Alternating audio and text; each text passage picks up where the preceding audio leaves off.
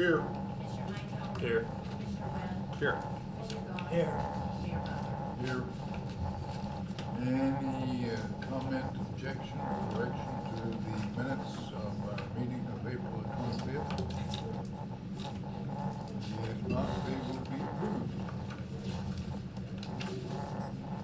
I believe we have a visitor with us this afternoon, this evening, from the Risk Management Association. I believe you may have something to say to us. I'm Brad Hoffman. I'm with the Illinois Public Risk Fund. We handle City of Marion's workers' comp insurance. I'm the Southern Illinois Loss Control Consultant. I'm from up in Carlisle. I spent a lot of time in Marion. It's been a good town to work with. Brian Fisher's the safety director. I worked a lot with Brian, a lot with Gail, on reducing accidents and insurance costs for the city. We've had the support of Mayor Butler and the City Council throughout the time that I've been coming down here. I've been with IPRF about 3 years now. This is the second time in 3 years that the City of Marion has won a safety award. And the award I'm going to give tonight is the nominee award, and there's only 5 of these given out statewide. Nominee award for Outstanding Member of the Year with IPRF. 2 years ago, the city got the nominee award for Most Improved Member of the Year. So we're steadily working towards the top award in the state of Illinois, and I think someday, pretty soon, we will get there. But tonight I'm here to present the award and congratulate the city of Marion on making the top 5 in the state. In my region, in Southern Illinois alone, there's 138 other members that are also trying to get this award. And the city of Marion came out on top. So great job, everybody that I work with, and to the city council, congratulations, and to the entire city. So I have something here for you, Mayor Butler. And again, I appreciate everything that everybody's done here.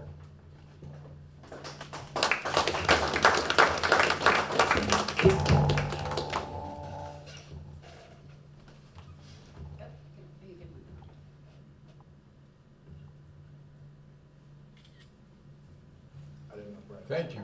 Thank you, sir. We certainly appreciate this.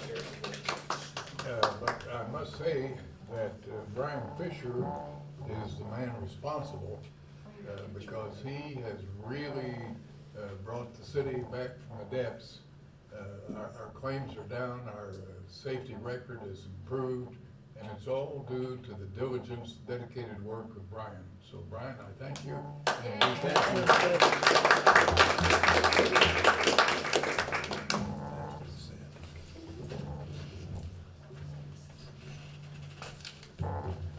Okay, let's see, who else? Got, anyone have something now they want to bring? Okay, come ahead, Brian. Don't put me on camera.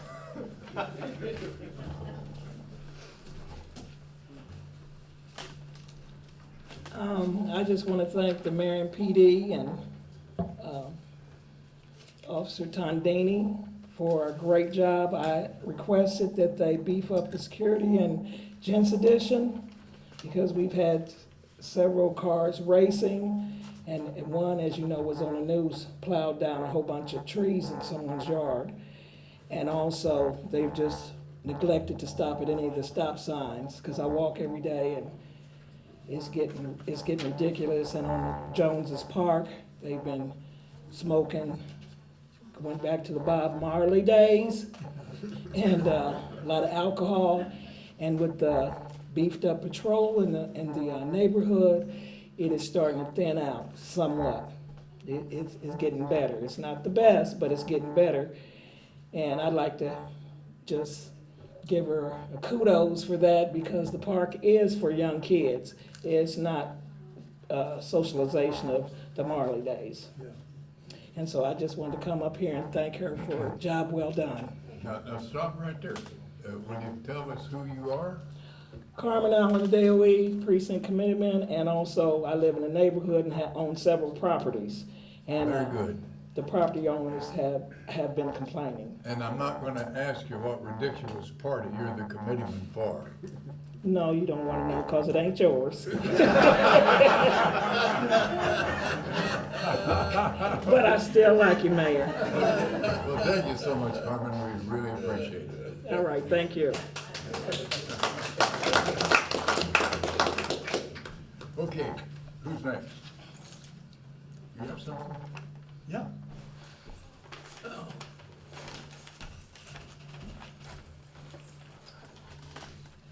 Hi, I'm Elvin Prince. Speak into I the am- microphone. My name is Elva Prince. I've been a resident of Marion as of 10 years, officially today. I came here because of the military. Okay, and what I'm trying to do is, I think I need to speak with the city attorney or someone. I'm trying to get a piece of property here in Marion. I want to open up a dog park. I'm not costing anybody, in fact, for anybody. The cost is on me because this is a passion of mine. So, and I hope the people who have dogs and stuff will, if I ever get the property or get property here, will support me in bringing their dogs out to the park so we can show the people that we do need a dog park here in Marion. Okay, now suppose you get a dog park, what are you gonna call it? I'm gonna call it Sheba 2 Park. Call it what? Sheba 2. Uh, I don't wanna name the park after a human person because it's a park for dogs, and oh, I Sheba know was a dog. several people who would qualify for a dog park. Mayor, I know you were, but I'm just saying, but it's a park for animals. I want it to be based on, I want the park named after an animal, and that's a Well, I passion know of mine. Elva?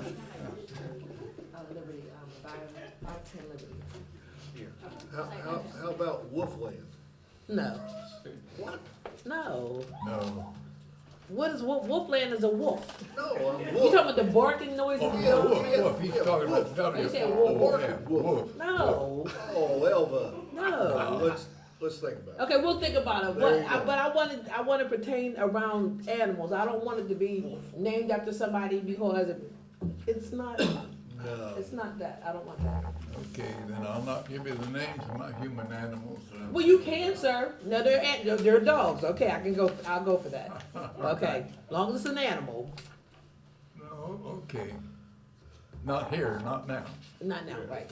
Okay, thank you. Okay, thank you. I thought we was looking at land down there in, Jim, Oh, there was a question about it being in the floodplain.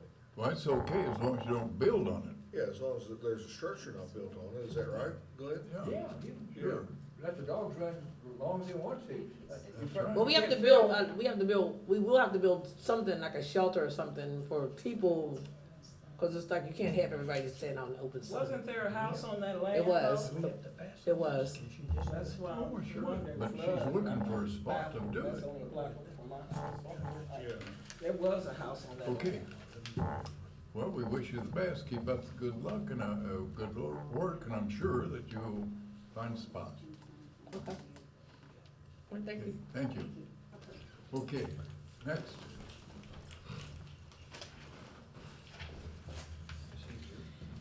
Okay, no one has anything other than that? Let's go back then. Sure, come on. never done this before, what the heck? Well, we were here 2 weeks ago in regards to our neighbor wanting to put up the pole barn in our residential neighborhood. And so I didn't know if he was here tonight or not. And I think he was gonna present you a new, Yeah, Jim was going to have some kind of a solution, and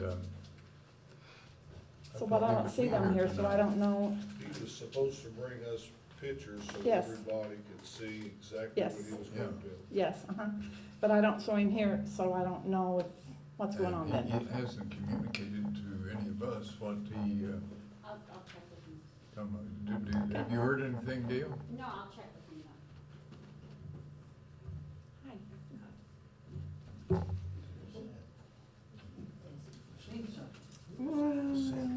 I seeing. I think his house sits here. I think know it's he's over. been busy, and he will be,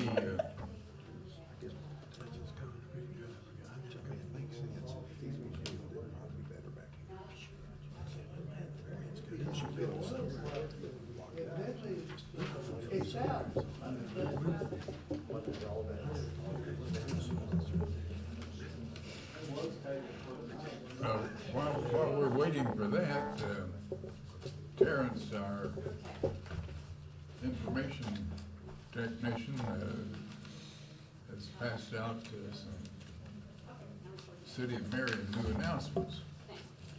And he says we want to remind people that they can still post their yard sales to the app for free.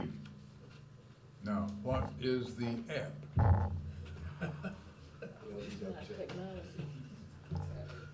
It's our city app, our mobile app that we have on our cell phone. Okay, I don't know the difference. Mobile app and app. Does that have something to do with the internet? Yes, Oh, we're making progress. make it ton. Okay. That lets you out. So, I get on the internet and I look for the Marion app, is that right? That is correct. Okay, when I get to the Marion app, what do I do?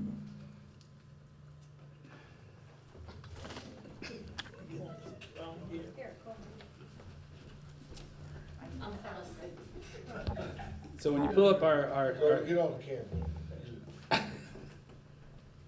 when you pull up our City of Marion app, which by the way we have almost 1,200 downloads in just a little over a year's time. But when you get on our City of Marion app, besides posting any of the things that you'd like to post within the City of Marion, you can look up other websites, our City of Marion's various websites, but you can put your yard sales. One of the things that kind of sparked it, even myself and Gail were talking about our citizens when they drive down North Market Street, they get there to Boulevard, everyone seems to want to park their car and get out, and then they get their pen and paper and start writing down all the yard sales.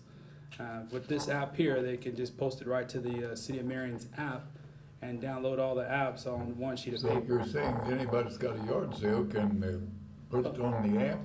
That is correct. For free. For free, and print it all out, all on one page, instead of grabbing several different newspapers, writing it all down, trying to compile your own list. You can print it all out, all on one page. And now we've just launched a new tool where you can take it a step further for any citizen that has a community event, chambers, AA meetings, or all these different things that are out there. You can post your community event now also on our app and print out all on one page any of the community events that are located with here in the City of Marion as well. Okay, what kind of gadget do I have to use the app? Do I have a phone or a computer or what? Yes, sir, you'd have to have a computer and a cell phone. Oh, so if I don't have a computer, I can't get to the Marion app? You can do it from your cell phone, and you have a cell phone. Oh, cell phone. Ah, see, I'm learning, gee whiz. Now, do they go to the cloud?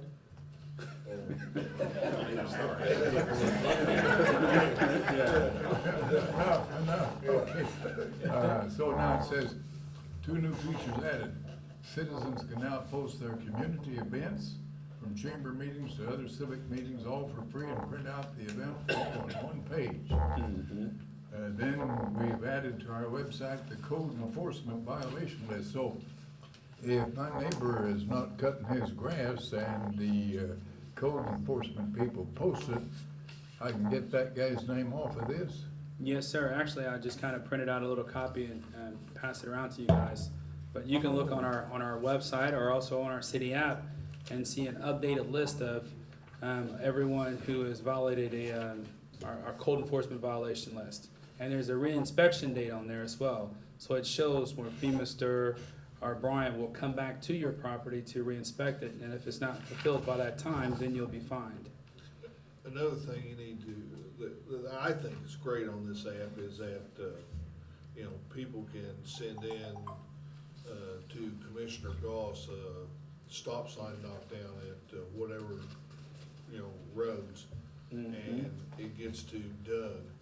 Then Doug fixes it, and then it gets posted, how quickly that was addressed. That's right. You know, I mean, that's a big thing for, you know, people. We just had that over the weekend. There was a citizen who reported a water leak over the weekend. Normally, if a citizen has a water leak over the weekend, they're scrambling, trying to figure out who to call. They'll call the police department and try to get someone dispatched. They'll call all around to try to get it fixed. Well, They won't answer the phone. right. I mean, everyone's off work that day.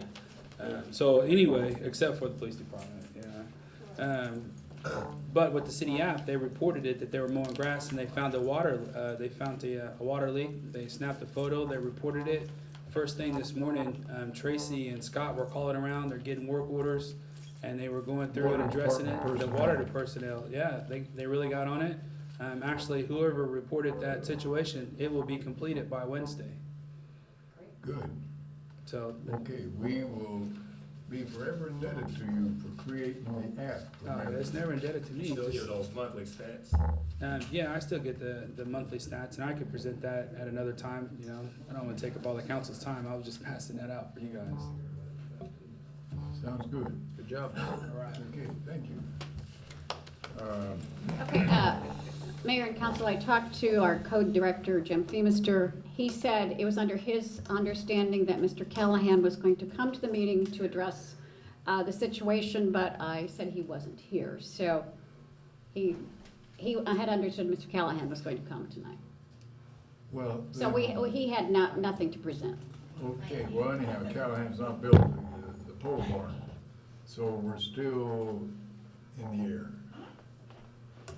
Hopefully by the next time we'll be able to get that resolved finally. Well, let me ask you this, do we still want to vote on this setback variance? Because it's my understanding if we don't, then he could build that building in an area that they didn't want to build on to begin with, is that right? Not a matter of where he's wanting to build, it's what he's wanting to build. Right. Yeah, the variance I don't think is, The variance is not a problem if it's. see, the variance is no problem as far as these Well, people are I concerned. think it was to her, wasn't it? Was it the variance? It wasn't the variance a concern to you, ma'am? Because if we didn't pass that variance, then he could build it in an area that she didn't want it built in. That was my understanding, is that right? Well, tell us what your thinking was on the variance. I don't know what the dimensions were, but his property adjoins mine, and if you put that flat sided barn all the way across, I can't. There's nothing that, Like your view. yeah, it just blocks everything. Plus, I mean, the whole neighborhood is gonna be distracted from it. Well, okay, if there's no variance and he builds a garage or something there, Yeah.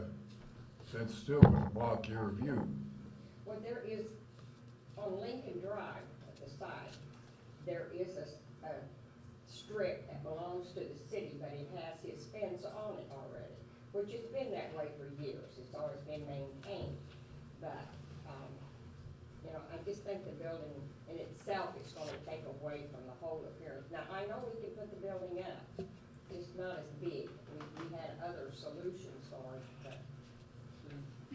Well, let me get this straight. Do you object to any kind of a building being put there? Yeah, it doesn't matter whether it's a pole barn or Taj Mahal, you don't want a building there. I don't even live in a Taj Mahal myself, but, you Yeah. know, it's a nice Okay, neighborhood. and I so think we the should- variance doesn't make any difference as far as you're concerned, you just don't want a building there. Yeah. Okay, See, we just kind of thought if he built a garage that went with the house, he's already got a single car garage there. If he just added a garage on, same roof line and all, there really wasn't that much problem with that. Was there, you know, as long as it looked nice in our Sure. neighborhood, we just didn't think that a pole barn.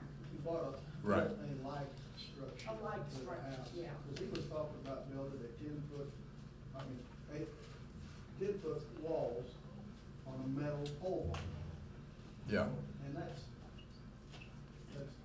not. Yeah, I can appreciate that. That's inconsistent with everything Yes. else in the neighborhood. But if you built something that was consistent with what the house and neighbors look at, Sure. I have no problem with that. Yeah, We don't have a problem with the Okay. buildings, we just like it to look like that they turf from the rest of the neighborhood.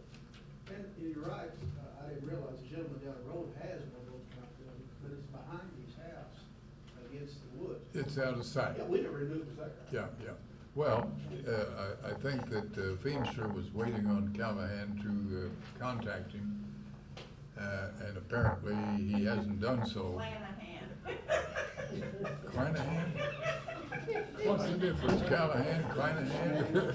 We just gotta have a laugh, okay? I'm sorry. Okay, all right. So Clanahan hasn't contacted him. No. Now, if he doesn't, then he's gonna be out of business. There'll be no pole barn without question. Okay. And so, hopefully he'll be in contact with Mr. Feemster, but if he isn't, then that's his problem. So, you know, I understand him being upset with us, he figures it's his property and do with it what he wants. But it affects the Butler subdivision, and we have, the specifications, what you can and Yeah. cannot build. Mr. Green said, an association part of it, the whole thing may have expired, Yeah. I don't know what the restrictive covenants are on, for that subdivision. I'm sure there are some. we just said like materials and style of the homes there. Okay. And that doesn't mean a tin can. Yeah, And I understand him getting upset, you know, he'll probably never speak to any of us, yeah. I've had that before. Okay, well, I think the next move is up to him, and if he doesn't move, then he's out of business as far as that's concerned. We don't want to. Hang on, Steve, we can't stop him from building, is that right? But I don't know if we wanna be a facilitator of it either, or by saying, okay. there- Well, no, wait a minute. He's asking for a building permit. Now, we don't have to issue a building permit because somebody asked for it. You have to have lawful reason to reject it. But we got a lot of good reasons. They're sitting right there. Thank you. Okay. I think that's as far as we can go this I just evening. think a pole barn is gonna be in such a Well, confined area. there's not gonna be a permit issued to build a pole barn. Yes. I think you can count on that. Yeah. Then we'll see what happens from that point. Okay, we thank you and thank you for your interest.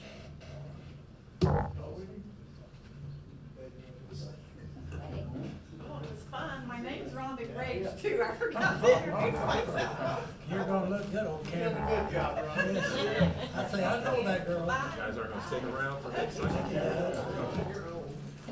Take care now. Hey, John. Take care. Okay, I think we need to jump along the items here. We're gonna go to number Got, 2, maybe? Ron Ferguson is here, and I know that he has some recommendations for appointment of the Fulton Street Community Center Board.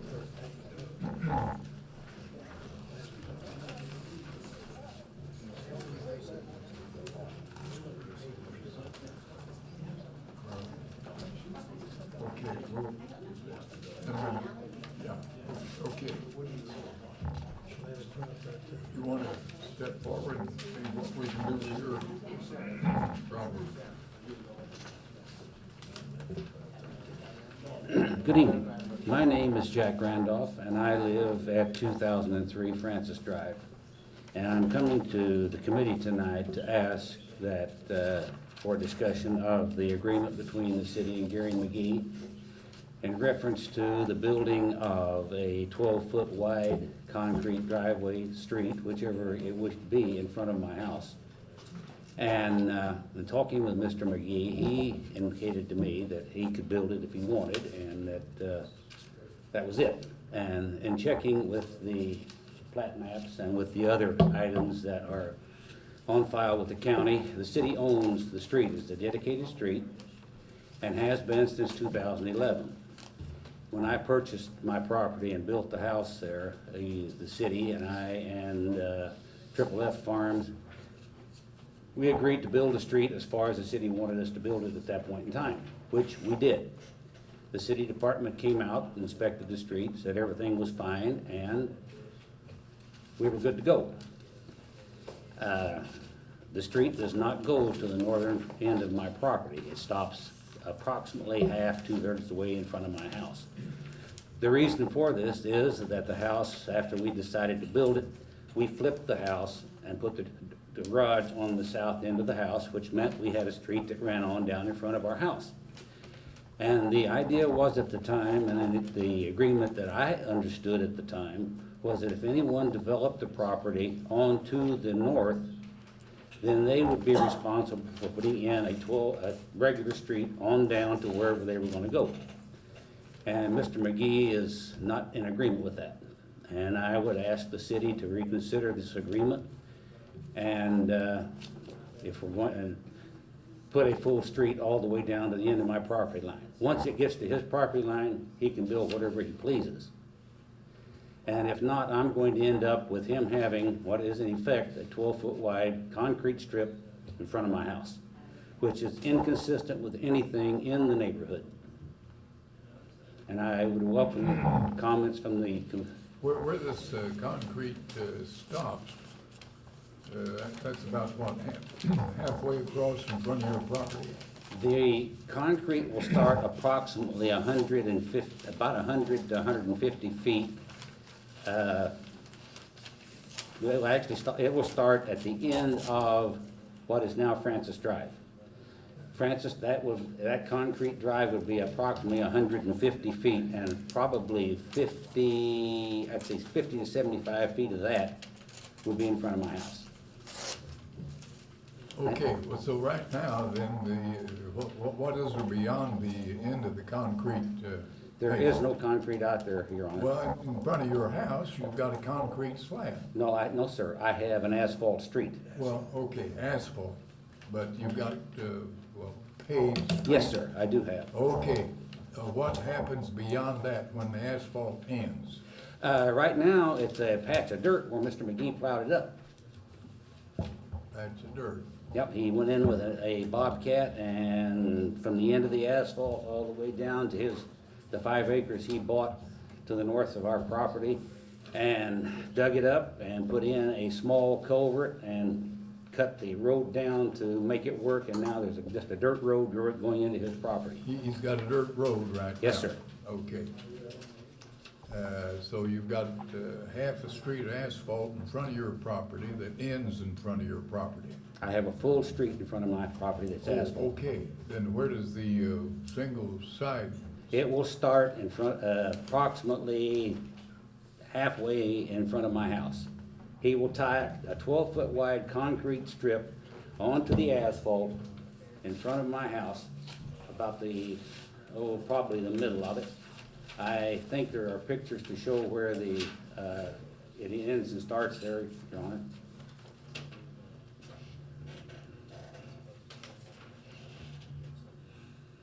Do you have this too? Yes, sir. Is this shaded area? May I come up? Yes. Sure. I'm sorry. Somebody left your- There is a picture somewhere in here that shows, let's see, where am I at here? Looks like I found it now.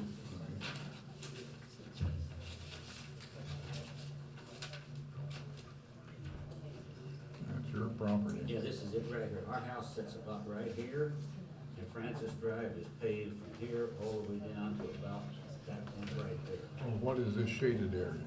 That is a piece of property that Mr. McGee purchased in addition to the 5 acres over here, so he would be able to join on to this property here. Okay, so this was never dedicated as a street. Not that I'm aware of, sir. So the only thing you care about is Francis Drive looking similar from this point to this point. That's exactly right, sir.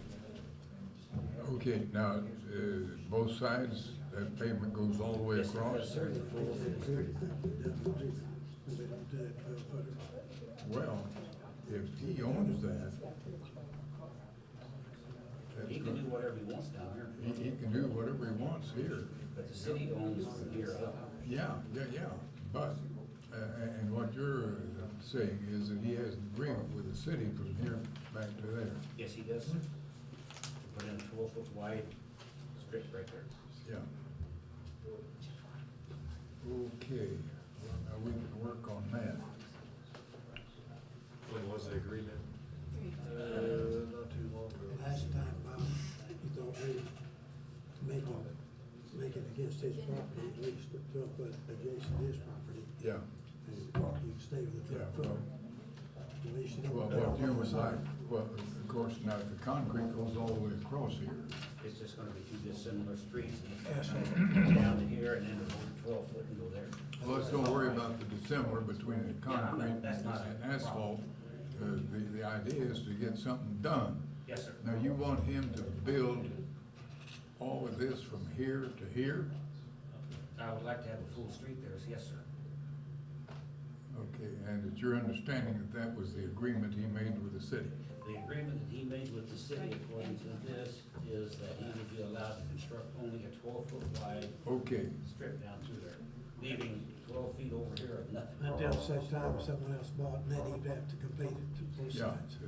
there was the stipulation because we couldn't, Or sell it.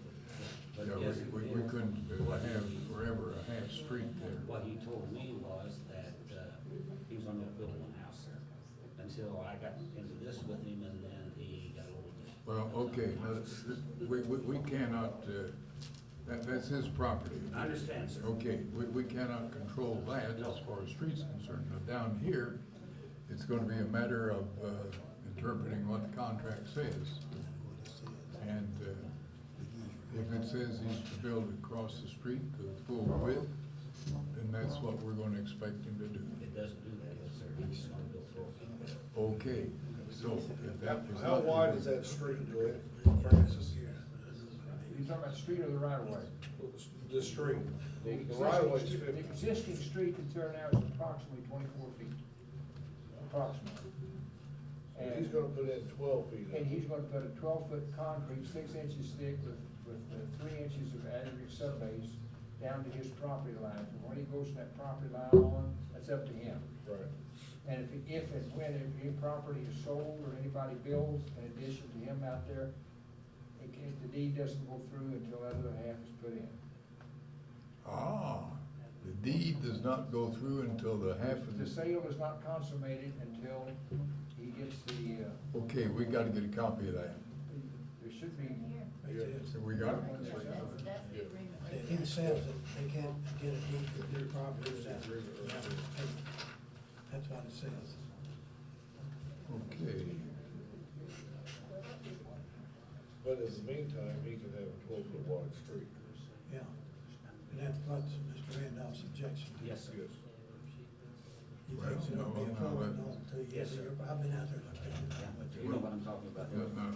Section 2 says, if any future business or residence requires the use of this section of roadway other than the owner of the next property, the city will withhold any building permit and water and sewer connects until the roadway is constructed 24 feet wide. Now, that isn't addressed to him, that's addressed to somebody else.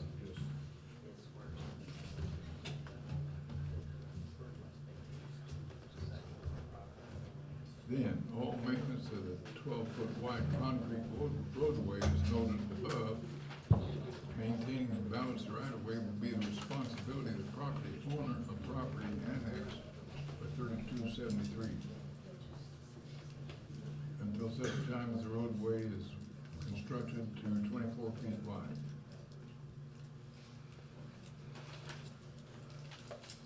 Well, Is that an ordinance, Mayor? yeah. No. Well, this is an agreement that we made.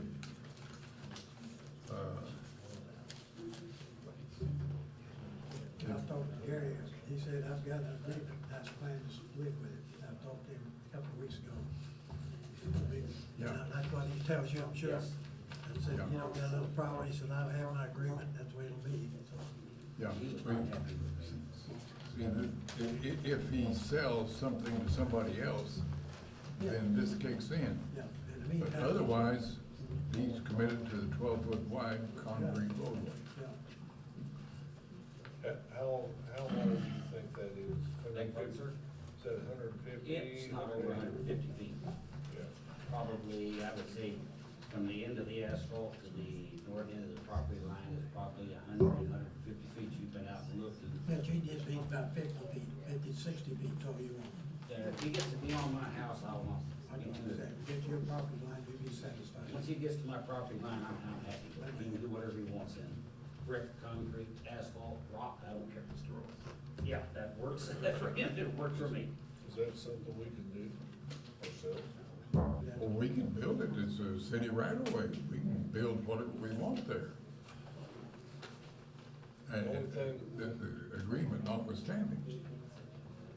I believe. So we bail him out at the end. Yeah, so the master, we're gonna build That's his what it would 50-foot come road to. in 3. Is that it, Of course, man? you might negotiate with him to some, that he pick up part of the cost, and we get the whole thing taken care of. Him, now? We don't do it. No. Well, You then, may at the end. okay, don't. I mean, he may at the end. Yeah, well, okay then. You don't negotiate, then he, I think, is in a position, we can't do a whole lot now. Is there any way to rescind that agreement? No. I mean, we really never negotiated with him, he never came in here, to my knowledge. Yes. Well, Yeah, he, yeah, I mean, we didn't just put this together out of the air. See, this is signed by Sherry Sterick of Triple F Farms, Gary McGee, owner of part of the property. Signed by me and Alice Rich, city clerk, that's a valid agreement. That's why I say, I think you'd be well advised to sit down and try to work something out with the guy, not you, but the city.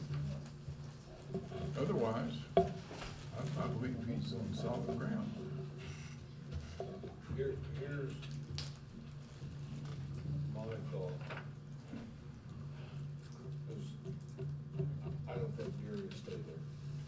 I mean, you know, he's had a long history of building, living there a few years, you know, before. I think that was a concern of all of us when we even talked about this a year ago, almost a year ago. I mean, we might have to pony up the monies up front, and I think our guys could do it, but can we put a stipulation on at the end that when he sells, if he sells? Well, it's in there now. But he We get reimbursed. reimburses us for our, yeah, Well, if he would agree to that, yeah, but we can't unilaterally. no, we would have to agree to it. Well, that's why I say, But I if think he at doesn't- some point, somebody needs to be negotiating with the guy and see what we can come up with. You know it. John knows it, I know Well, we both know it, why don't you get We together? go I've already talked to him. it. Yeah, He's adamant, I've got my agreement staying with it. Okay. That's what he told me. That's why I I'm sure said he the told only me the thing he same might be thing. able to do is see if he would agree to, if he sells that property, any of that property, because there's room there for other houses, and I assume at some time Gary will partake in that, selling some of that property and building a house on it, or. That's the only thing I would know is maybe see if he'd be willing to do that. As, I can't understand why he was allowed to build out on the city street anyway. Because that was not the agreement that I had with the city whenever I built my house. I could have built a 12-foot wide strip in there from the end of Melmar to my house and saved myself several $1,000s. But I chose to build the street on out like the city wanted me to. And with the understanding that anybody who built from there on would be Yeah, responsible well, for the you see, street. it says right here, if any future residence requires the use of this section of roadway other than the owner, this would mean if he sells it to a third party, then the city will withhold any building permit, water and sewer connects until the roadway is constructed 24 feet wide. Now, if he never sells any of that to somebody, I'm stuck with 12-foot concrete. that's in my house. exactly, as far as this agreement is concerned. Yes, and that's why I'm here tonight asking. So this is why I think that despite John's talking to him, he didn't have any proposal to make to the guy, apparently. No, I just merely asking. What, no, okay, so what I'm saying is that the two of you ought to get together with Mr. McGee, and when reasonable people reason together, reasonable results occur. I'm sure he's reasonable, and you two guys would be, so there's no reason why this can't be resolved. So let me ask you this, you want Commissioner Dawson us to ask him if he'll reconsider and put in a 24 foot wide street, or? Well, no, Yes. no, I don't think that would be the approach. I think you could come up with something that he could live with. You see, if he sells to a third party any of that property, then he's obligated to do that. But until he sells, he doesn't have to. So, We're gonna be obligated for that distance of whatever it is to make the street look in appearance. it's something that's gonna take some cogitation, but I'm sure we can work it out. We'll come up with some idea. As you recall, I was not in favor of this 12 foot to start with. I would not be the proper one to negotiate with the guy. Yeah, well, it doesn't matter, we gotta look at the situation the way it exists and try to move forward. Are there any other city services we have to extend, like water or sewer, to that property? We've already extended water, and we extended it, at his cost. He paid us $3,500. We extended the 6-inch water main to his property. How about the sewer? Yes, there is a 2 3/4 inch high-pressure sewer line that connects onto the sewer, just off on an easement just to the south of my property. Runs along to Francis Drive, goes under Francis Drive, and goes all the way out to his Yeah, property. excuse me, on the Glen Lump, a 12 by 50 concrete slab costs us, 12 by 50. that's why you need about 50 feet, John. Ooh, let's see, 600 square feet, divide that by 9, about 70 square yards. $68, say $4900 plus or minus, that's installed in place. I thought you said 150 feet. It's 150 feet to Yeah, the end of my But property. he'd go up, he used to stop at 50 feet, he'd be happy. If you get down beyond the house, you know, I can live with that down there. But the way it is, no, not, you know, unless I'm just forced into doing it, I don't. that's the whole Okay, thing. if we do that, then is there a particular side of the road you would rather him put his 12 foot Well, wide? he's already told me he's gonna put it on the west side. Is that opposite of your? That's the opposite side. Well, wait a minute, Well, time out. Well, Last Time meeting, out. you said, Well, because I told we him tell he him had to where put he's it gonna on put the it. east hold side. on a minute. On the east side? yeah. Glenn's already told him that to go to the east It side. has to be on the east side, on your side, so you don't want a big gap between your property and the road. No, that's not mine, it's not my We understanding. decide from him. that. Well, if he wants to get anything, it will be on the east side. Yeah, because if he doesn't do that, then Now, we don't. you don't want a gap in there, and I No, told I him. didn't. I told him the city would not have any Okay, approval. okay, well, I still think we need to sit down and try to talk to the guy, because we certainly explored the possibilities, and we know where you're coming from, and we know what the cities should expect, so we'll see what we can do. Oh, and by the way, sir, your water people, when they repaired what they did in front of my house, did an excellent job. Thank you. We'll pass that on, and thank you. Okay, thank you, sir. But that will be on the east side. And, is there a chance that it's just going to be the 12 feet? Or can I reasonably expect something else? Well, I think until we find out what we can work out with him, I mean, I'd like to see this thing wrapped up, so that we don't have any future problems. I'm not in favor of building a half a street, 50 feet. And I think if we have to give something, then we can give, if the other side will give a little bit. We'll see what we can do and hope it should work. I appreciate your honor. Thank you very much. Okay. Now. Okay, Ron, you want to come along here? We have a couple of things here while he's coming up. This is item 11.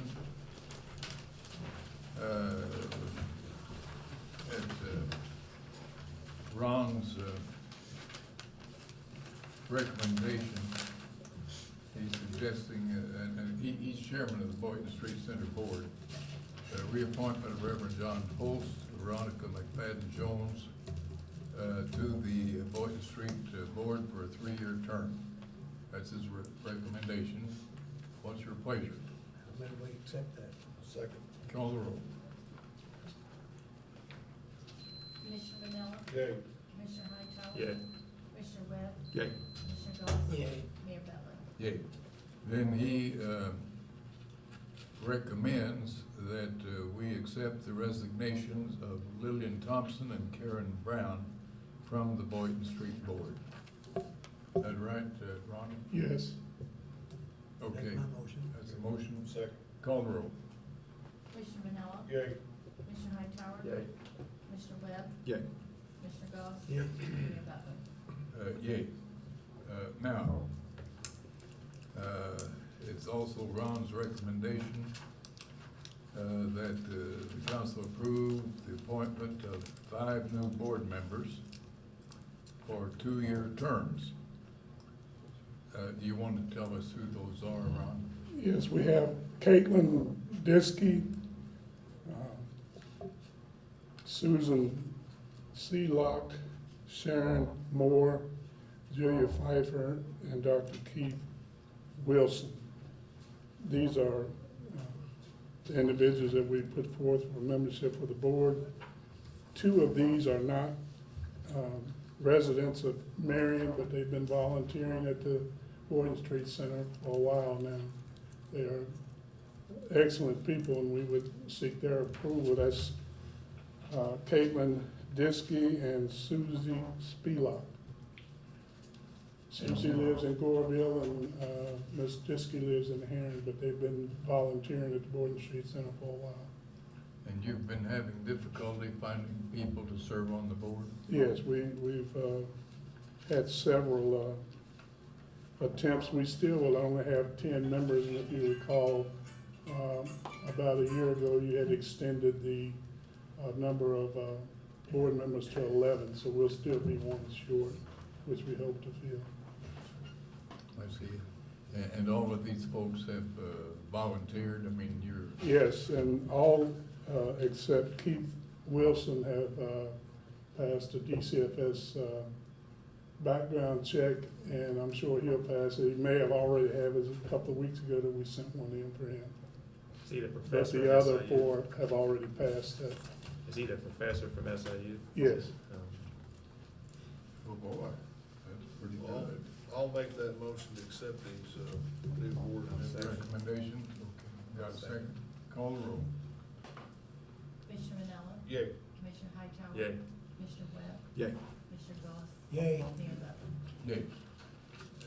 Anything else, Ron? I thank you for your time. Appreciate it. Thank you.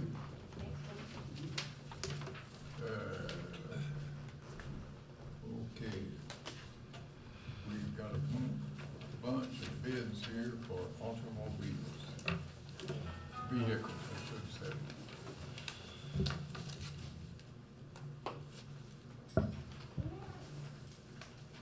I don't know how we're gonna know which one is bidding for what. I think they're all bid, do they not all bid on the same vehicles, Gail, or they separate? These are separated. Actually, aren't separated. Oh, yeah, I know, but That's the bids. Well, the bid request, we had 2 mid-side SUVs for the police department, 1 pickup truck for animal control, 1 pickup truck for cemetery, and 1 SUV 4x4 for the safety director. So hopefully they will be identified in the bid document. If it says Okay. police package, that would give us an idea. The 2 mid-size SUVs would be the police package. okay, open up and see what you got there, Jim. Let's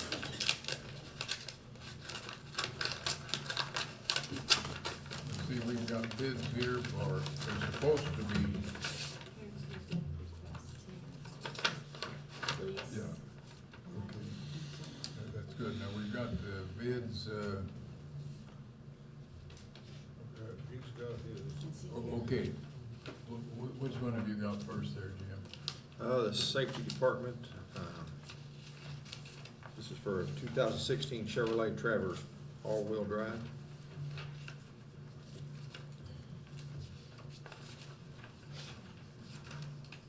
And that was what the breed was that? Yeah, yeah, Chevrolet Traverse. It's an all-wheel drive. Okay, what was the, The total price is $37,900. okay, what have you got on that?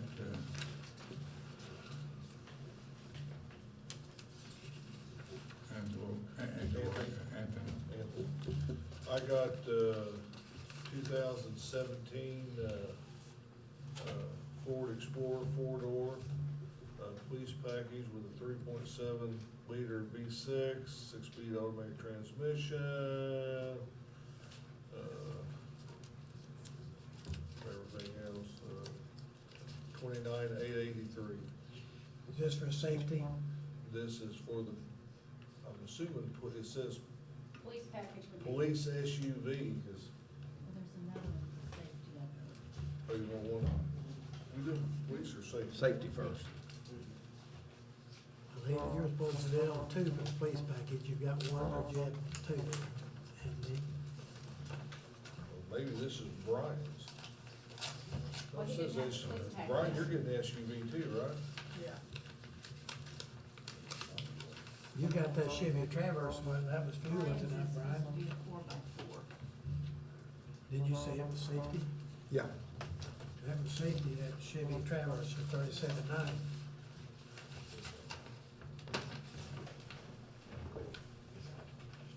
We got Gary from Marion Ford here, if you got any questions on Ford.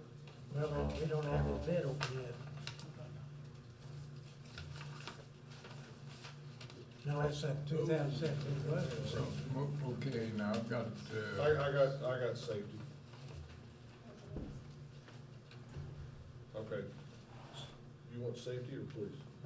Say, if we had the first safety, it'd be better to have another safety. Okay, 27,694.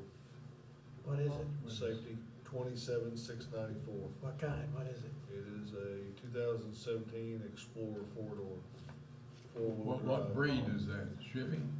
Ford. Ford Explorer. Did you say 27,000? 27,694. Yeah. Okay. Okay, well, I'm not sure what I've got. Durango Special Service Unit. That's police. What? Police. I know it's police, but, is that the same thing as a SUV?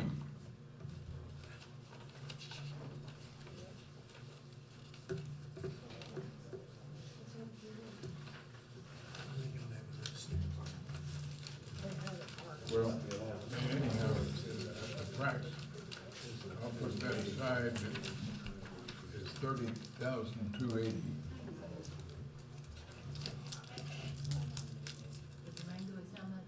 $30,280. I'm sorry, what was that? $30,280. Durango, Dodge Durango. There should be three for safety. Well, I'm not sure that is, Three bids? And where are these bids coming from, guy? We haven't got the dealerships down here. oh, well, this comes from the Ford's there. Chrysler Dodge dealership. Brian said Ford, Abshurs, and Chevrolet bid on his vehicle. Right. Yeah, that's what I You get. got all three of them? I know Abshurs, they hadn't marked the safety on their bid. On the Well, envelope, this comes from Hampshire. on the envelope it said safety. This one says Marion Motors, so I don't know, would that be the Chevrolet? Chevrolet. Yeah. Well, we got that. Okay, let's move on to something else. Years ago, they were going on Church Street. Now, Okay, No, Johnny, do you have 3 bids on the safety? I don't have any, no, just got one safety down there, or 2 safeties. Got a Well, Ford, got a Ford and a Chevy. I got a Hampshire safety. Okay, how much is it? Let's see, What was the Durango? Yeah, ask please.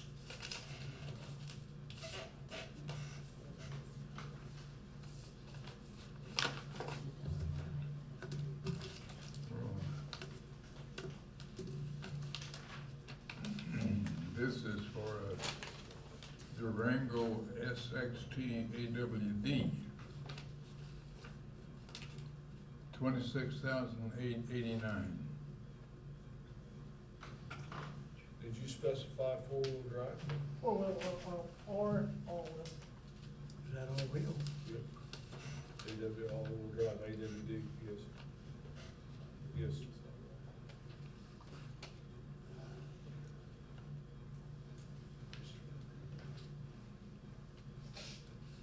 Well, I can't tell. I think it goes on the first page. All-wheel drive, AWD. Oh, is that what AWD stands for? Okay.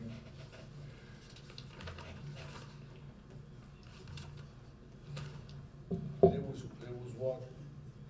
26,889. Ford is 27,694, and Chevy is 37,900. What size engine that have there? Hmm? What size engine does that have? It should be all V6. All V6? That's what we expect now. It says V6, 3.6 L, I guess, liter versus V6.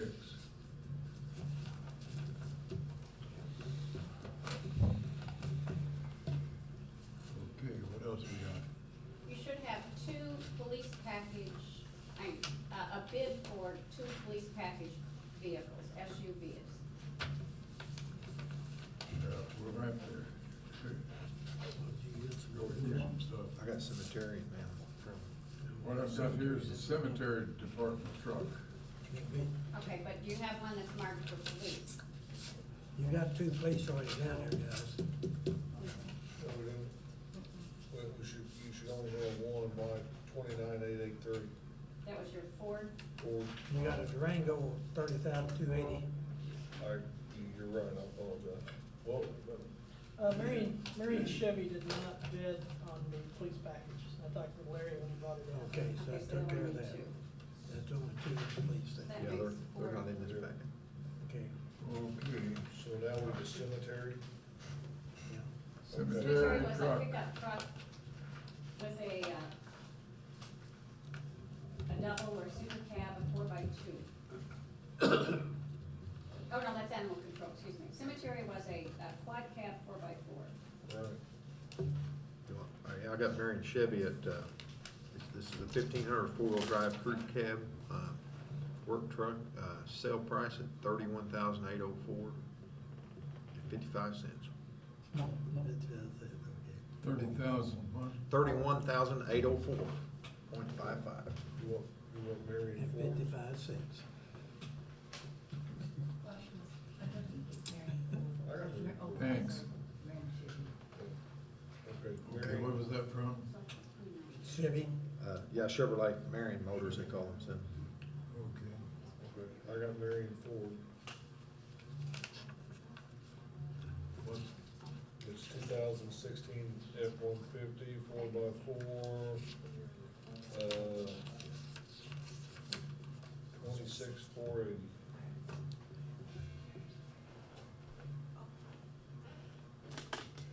okay, I've got, that's only 2 Dodge bids. Ram. This is from Hampshire. The Dodge Ram, is that for the animal control? Yeah, express quad cab, 4x4, 6'4" box. That's animal control. And where's his price?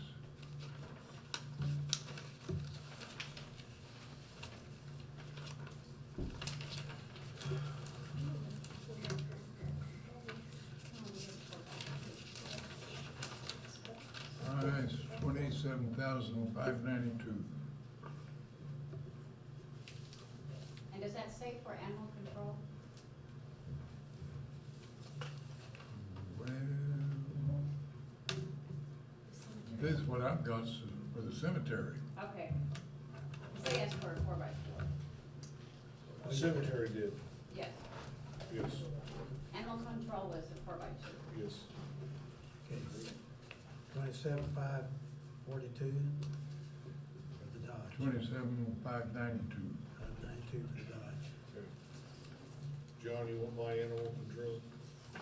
No, you're good at this.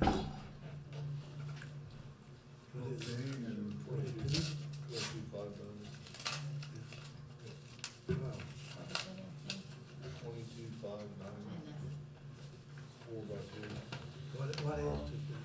What brand? Ford, Ford? all mine are Ford. 2016 Ford. and this is for the animal control. Yeah, I've got the bid for the Chevy animal control. How much was it? It's a 1,500 two-wheel drive, sale price is $25,005, .60. 60.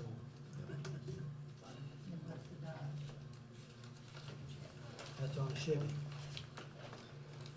Yeah. Okay, I've got the Dodge, right? yeah, I got it there. Ram. He's an Mopar man. Dodge, oh boy. Dodge is $22,052.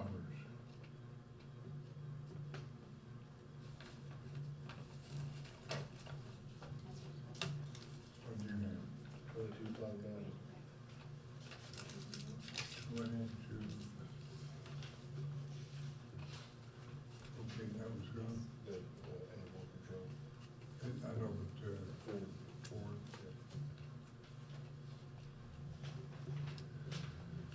Okay, I guess that takes, all right, let's see where we are. I'm confused on the police package, guys. I've only got down two vehicles. Chevy didn't bid. But this is bid per, it asked for two, so I guess just double it. I'm assuming your bid, sir, is for both? On which, Police, on police? We only got, I did each. yes. Your 2017 Explorer was, yeah, that's right. Mine says each, 29,883 each. 9,883. Close to the clock. Okay, there you got it. Dodge is low on safety. And, Okay, let's get that. Looks like, Durango Dodge. Police car is Absher, 26,889.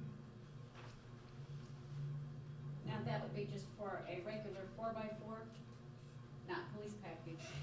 the police package, 26,889, that's what I thought you said. No, I'm for, Brian's, it's not, it's just a regular. Oh, yeah. Yeah, Brian's, 26,889. yeah. But that would be set, maybe we'll have to go through the specs. you got Ford, the Ford police package was 29,883. He was low for the Dodge, they were 30,280. So,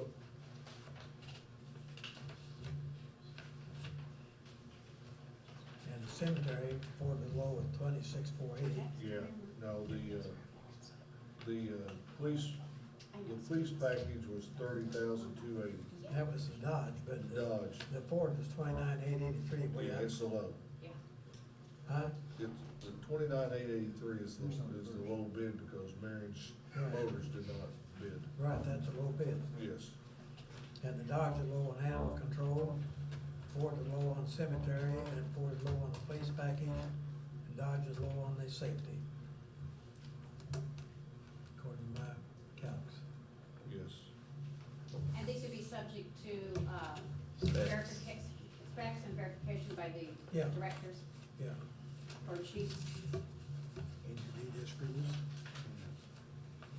It is a little, there's a little bit. Alice, if we can collect those, we will have the departments go through them. Well, we got two and Dodge got two. Okay, who did the, That's the who was, way it looks to me. who was the low bidder? Ford was low bidder on which, John? Ford low bidder on the, Please. Please, I got that. police and the, no, Dodge low on, yeah, you're right, on the cemetery. Alice, What's that, you Lou? may want that. I got my winners. What was the bid on the cemetery truck? The cemetery was, 26,480. Okay, that was a Ford. That was a Ford. Yeah. Okay, now, somebody's gonna have to go through and check, make sure that they've all met the specifications. We'll go through those. Yeah. So we need motions, do we need two motions? I think we need a motion to award the contract at a low bid for each of the vehicles, subject to verification of the bids. Specs, That's the motion? Yes. Second. Second, call roll. Commissioner Vanilla, Yay. Commissioner Hightower. Yay. Commissioner Webb, Yay. Commissioner Goss. Yay. Mayor Butler. Yay. There went all the savings on that workman's comp, we bought Brian that truck. I had him one last year, Yeah. wasn't good enough for him. Yeah. It just cost us a couple Put the $1,000 bids in in there so we cleaning. have them all together. I think we would have sent that. Is that some of them?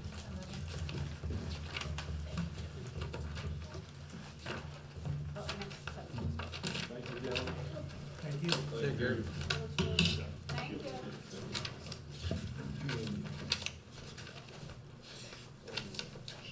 Now, rolling right along. Yeah, let's move. Go ahead, David, check. Okay, this is item number 3, it's ordinance 3313 to approve a bank loan instead of First Red Bank. Purchase of 29 in-car cameras that cost $137,286 at a rate of 1.99%. That was our best interest rate. That's the one you approved last meeting. Yeah, Yes. okay, all right, need a motion to approve I'll make that ordinance motion. 3332. Call the roll. Commissioner Vanilla, Yay. Commissioner Hightower. Yay. Commissioner Webb, Yay. Commissioner Goss. Yay. And Mayor Butler. Yay. Okay, next, approve commercial card agreement with JP Morgan Chase Bank. Steve, this is an exciting time for the city of Marion. You bet. This has been a ongoing 2-year research, and we're finally gonna have our P cards. If you guys approve it, yes. But that excludes police, right? Excludes the police? Yes. No, they're also included. God. We've been looking at ways trying to streamline operations in the treasurer's office, also to cut down on input errors that occur, because all the invoices we have to enter in by hand. Supervisor has to put them down on their invoice, and we have to process each individual invoice. What we're looking at is going to a purchase card system where each department would have certain personnel, which will have is basically a credit card, and the credit card is in the city's name and in their name. So therefore, then they are responsible for their card. It is an online system where they, for instance, they make a purchase, they go to somewhere locally, and they make a purchase. Instead of them having to put it on an account, or bringing back a ticket, and then we input that information into the system, they will just give their credit card to the company. They will then, and it's under their name, so therefore we know who spent the card. It's an online system. They will then go into the system itself, and they will assign the codes that need to be done for us to process it. Okay, they'll still do their purchase orders. That will not change. They will bring the purchase orders up to us with the invoices, but instead of the girls having to key everything in, they will just go online and review the information to make sure that the supervisors has coded the information properly. Once that is done, then we literally will take that information and import it into our system. And we can import it in such a way that it will show as though we bought it at that company, even though we're not paying that company. We're actually will be making a cash payment every month to the credit card company. But if you still want to know how much money we paid at such and such store, that information will still be available as though we actually wrote them a check out. So it's going to cut down on the amount of checks a whole lot. And then not only that, it's going to streamline the operation. Information is not being keyed in twice. It's going to cut down then on errors on that. And then in addition, we'll get 1% back on what we spend in cash every year. So employees still need to get a receipt though when they use it? Oh yeah, they'll still get the receipt, yeah. That won't change. The paper flow won't change per se. What will change is that instead of entering it manually, we will be able to import the information into our system, and instead of cutting, we probably cut 350 checks a month anyway. Yes. In AP, Anthony knows, he signs them all. And instead of doing that, we will reduce it down to, a whole lot less than that. Once we get the system up and running, it'll be a whole lot less than that. We also too, what's nice is, we currently have limits on how much a supervisor can spend. We have that limit in there. So therefore, they can't spend more than that limit. However, it's an online thing, so say something needs to be spent, $4,000 at the street department. Okay, where Doug can't approve that, Johnny can call us up though and say, hey, I'm approving this purchase, so-and-so, increase his limit. We would then go in, increase his limit. It would immediately be there. He can make the purchase, then we can back it down to $3,000 again, which is what Doug's limit would be. Of all the people on this council, why did you tell him he could do that? Well, because I'm talking about limits. I like what I heard, Steve. Yeah. Now then, in case of emergencies over weekends, what we would do, we just wouldn't be able to use the card. We would just default back to them having to charge the amount somewhere when they bought it. Yeah, I got you. So that will still always be available in case of emergencies where, we don't have time to change the limit to the card. But I think our total credit card limit they're going to start off with us is $500,000 And I per month. question, what if we authorize to buy $15,000 Uh-huh. and Doug can go buy it? How's he handle the card? Well, what it is, he will let us know that, we'll know it's been approved by council. We'll have something that says it's approved by council. We'll just up his limit. At that time? At that time, it's a real-time online system. Okay. So the second we go in and up it, it's upped. But it'll be up, if we authorize it tonight, it'll be up tomorrow. Yeah, exactly. It would be up tomorrow. Exactly right. The one transaction. Yeah, exactly. Right. And then after that transaction is gone through, we can reduce it back down to the correct amount. I suppose there's protections like credit cards in case a hacker wants to try to run. Yes, there are, yes, yes. Yeah, it's also even built into the system where if you can set it up so a person could not go into strictly a tavern and the card would not work. If you went in and tried to buy something at, say, at a tavern, it would not work. Or if you went into a liquor store. Why will it not work? You can set it up, but you can allow it or not allow it, based upon how that operation is set up. Do you have categories? Yes, it goes by categories, that's allowed and not allowed. And the city decides what's allowed and what's not allowed. Okay, have we done that? Well, that's one of the things we'll be in the process of doing once we get approved.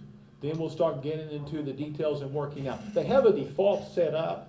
Right now, almost everything's allowed. There's a few things, that's not allowed, but we can always expand that out too. He's just saying, they can't take the card and go to Speakeasy Liquor and buy alcohol. Right. It's not saying they can't go to a restaurant. Exactly. When they're at a seminar that serves alcohol. Exactly, that's not a problem. And Then that's- I could go to John Brown's and get a hamburger. It all depends, probably if John Brown's, the way it would be set up, probably could not.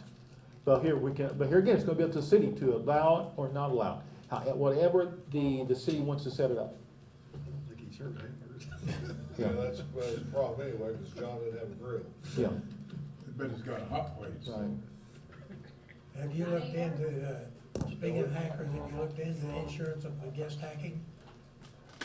Yeah, we've been working with Terrence and all of this, and they have it set up where then we are, we're assured against it, where the charges will come off and we will not be, Yeah, well, unless somebody hacks in big time, but, do you have without insurance on that? Or you just- I think we're gonna talk about all that, like probably at another meeting on some other things. Yes, Okay, that- you're Really- look- Yeah. you're looking into That's coming the next meeting. You're looking Yeah. into it, okay. Yes. Yes. Yeah. Okay, having said all that, thank you, sir. Mhm, yes. What's your pleasure? Second. Approve the agreement. Oh. Motion made and seconded. Call the roll. That's John seconded. Commissioner Vanella? Yay. Commissioner Hightower? Yeah. Commissioner Webb? Yay.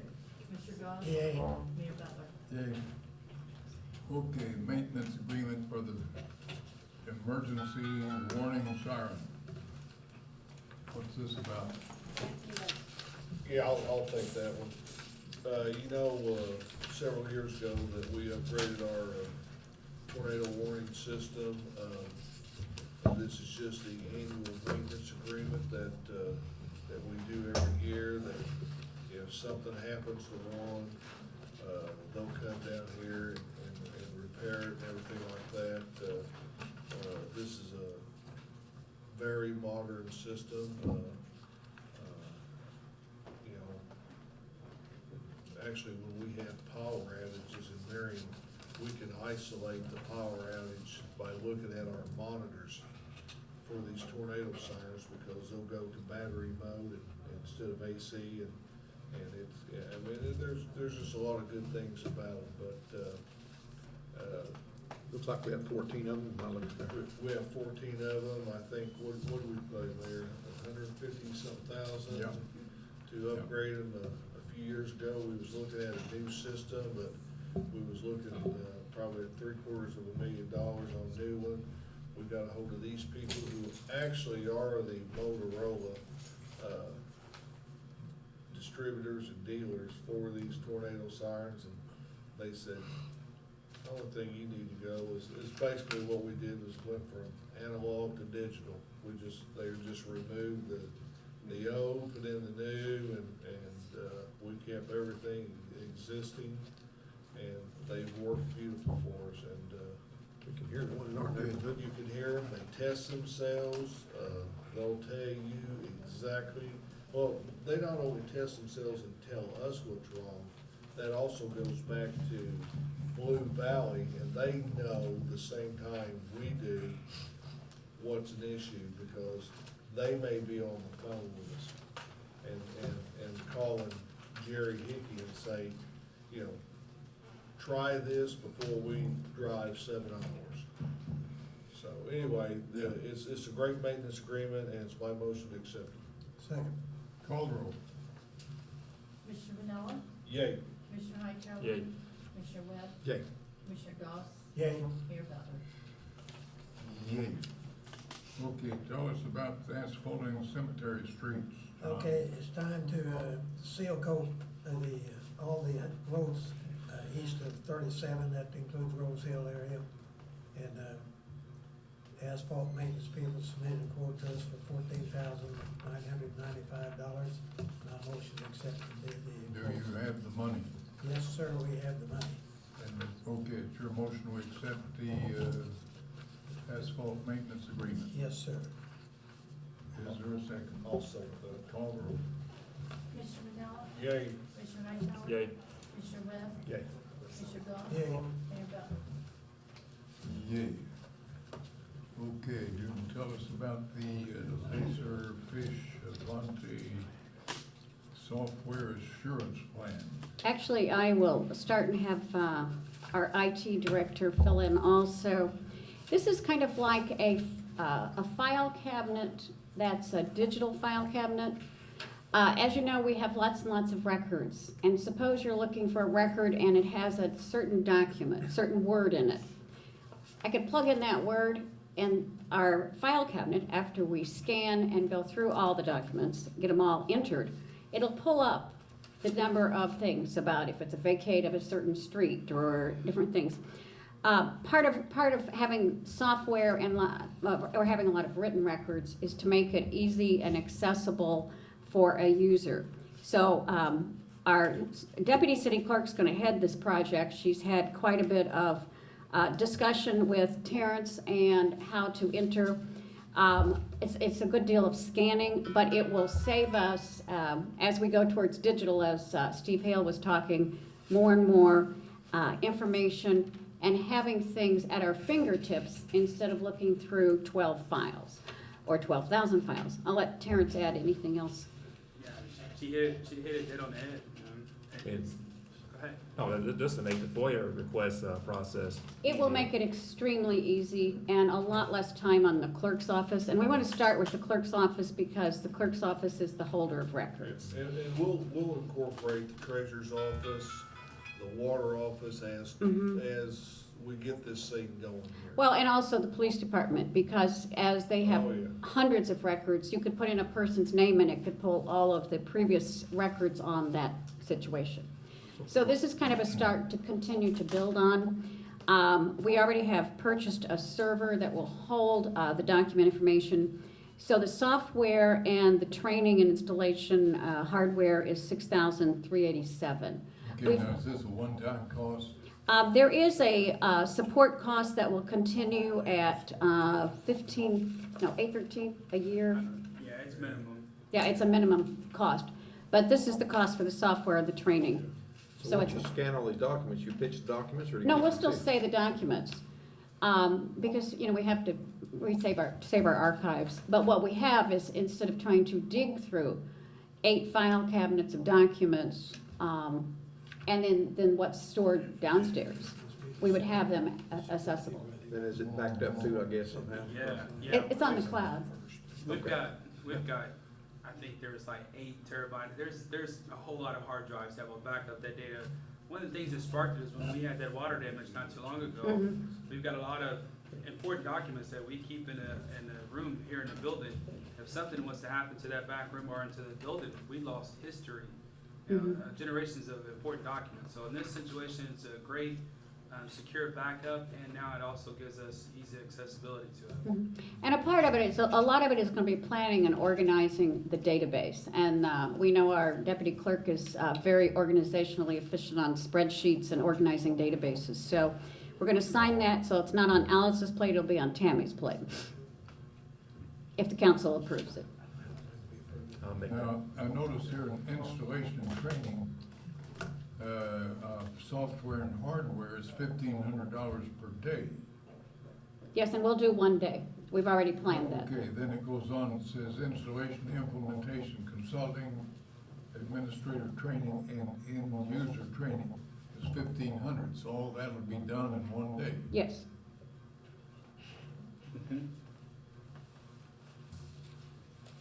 We learn fast.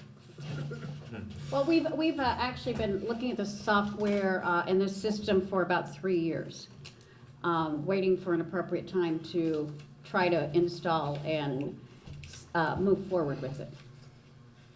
Okay, if there's no other question, what's your pleasure? I think you made a motion, Angela. Motion made and second, call the roll. Commissioner Linnell, Yay. Commissioner Hightower, Yay. Commissioner Webb, Yay. Mr. Goss, Yeah. and Mayor Butler. Yay. Okay, Dustin Myers at the. Okay, the council recently approved a job description for an employee, additional employee at the Civic Center. We have an employee that, a part-time employee that has the skills and meets the job description of the people that were interviewed. And the Civic Center Board's meeting tonight, and so Josh and the board would like to recommend Dustin Myers as the production specialist. as a new employee. Okay, what's your pleasure? I make a motion to approve. And he'd be making, I believe, $12.50 an hour. Was there a second? Yes, second. Call the roll. Commissioner Manila, Yay. Commissioner Hightower, Yay. Commissioner Webb, Yay. Commissioner Goss, Yay. Mayor Butler. Okay, what about pay adjustment for Mike Wade? Mike Wade is currently one of the 2 custodians at the Civic Center.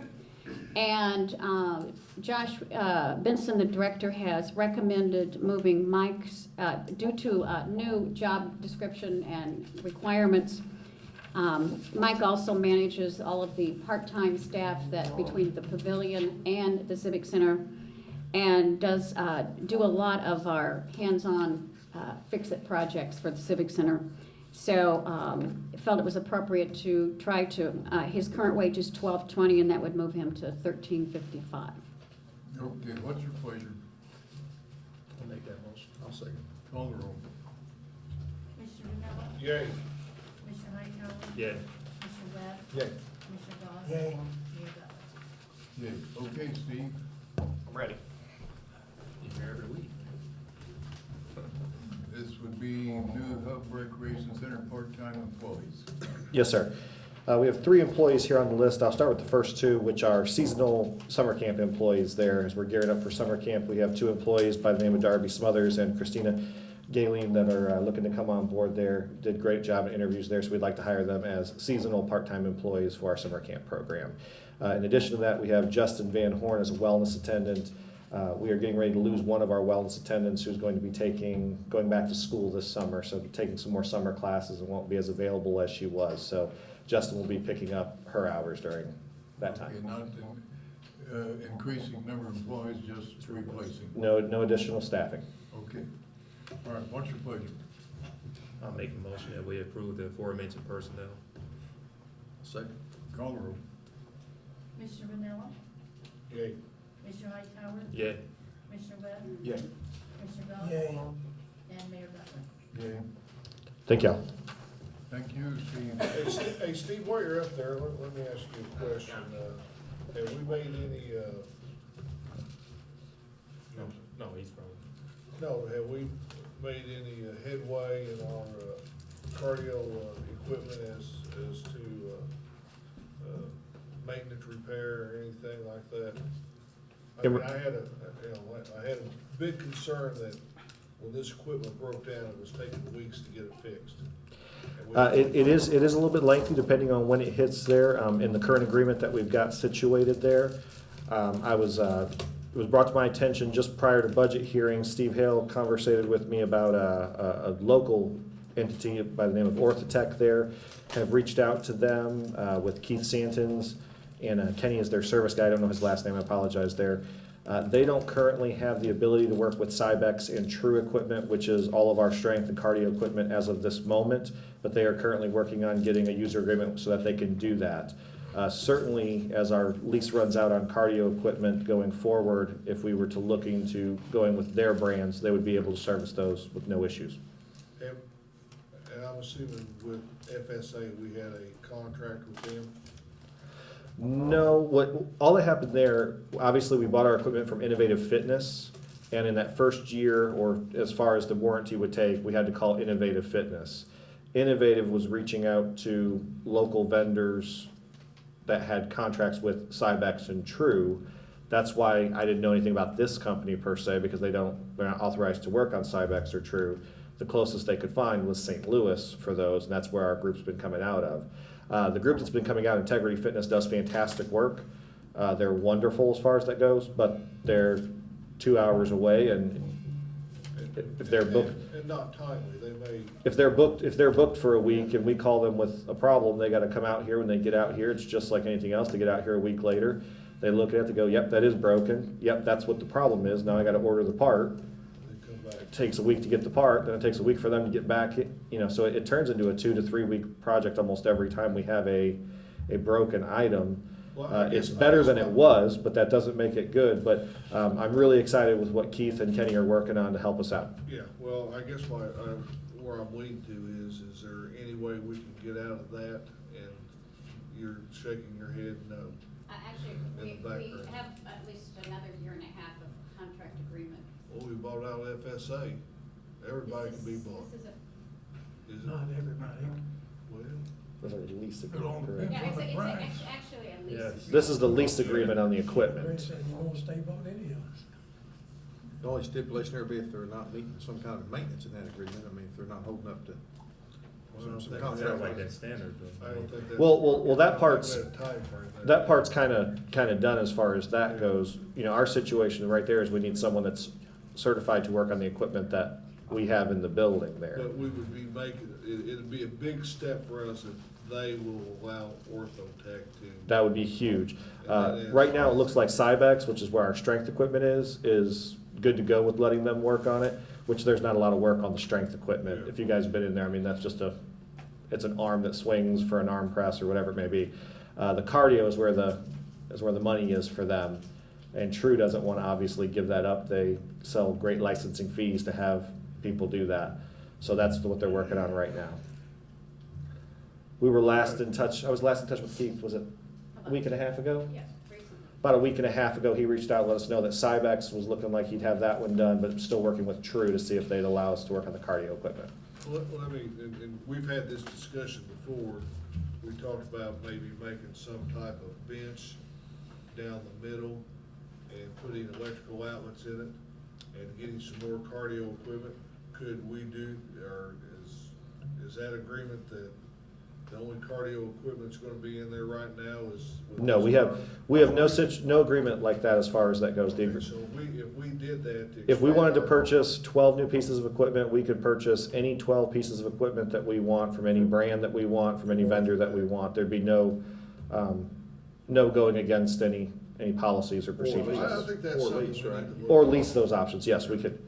Yeah, I mean, to me, that, I think that's, that's the biggest complaint that I hear, is that this cardio stuff is down, and it's down for maybe a period of weeks. I We- think if we could do that and look, I know we're talking about monies, but I think if we can do that and get some more cardio equipment in there from Orthotech. Sure. People shouldn't have to wait 30 minutes to get on a treadmill or something like that, or a bike or something like that. What was that one thing I told you they wanted? I think you ordered another one or two. I don't remember what it was now. Stairs, I call it a stair stepper, they got another. Oh, the ellipticals, yes, ellipticals. Okay, Yeah, we've got those in the budget for this year. okay. Let's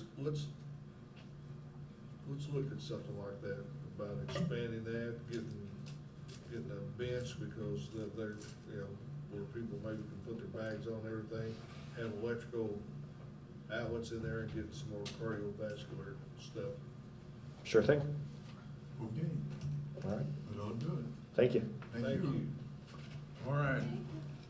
I guess approved dogs, fixtures and tip agreement between city and VB Management, the Culvers project. What is that about? Well, actually, the first one, number 14, approval of ordinance 3314, that's an amendment to the Pancake Holding Yeah, Company. Pancake Holding Company. There was a clarification, I believe, when the TIF consultants were here earlier. They had an incorrect property identification number on the property, and they had to correct some of their TIF eligible expenses. So the council had previously passed the Pancake Holding Company. That was the last. This is the IHOP project. And this is just an amended agreement. Everything's the same except their property ID number and a few of their requirements on expenses. Okay, and this has been worked through Jacob and Klein. Yes, they've done all, that we've worked all of these.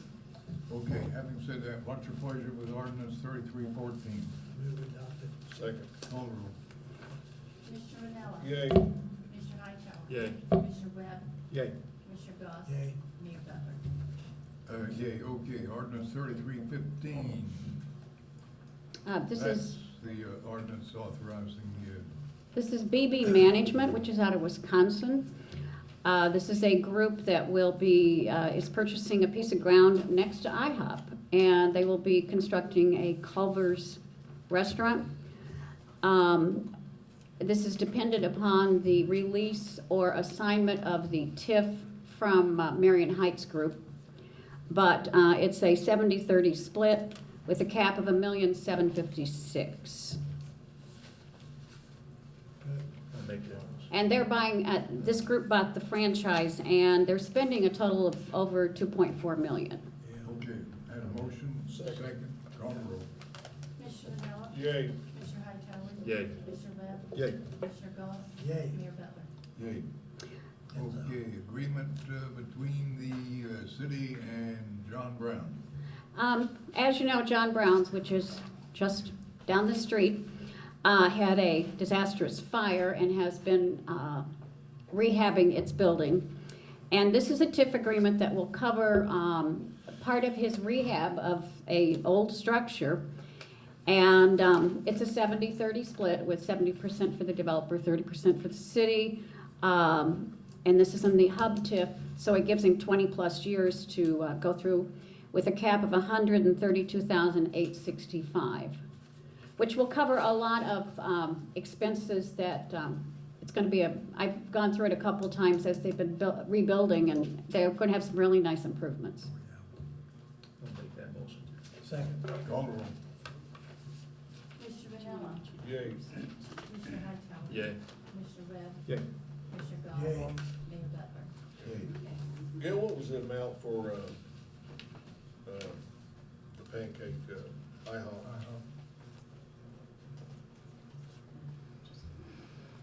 Was there, it's okay,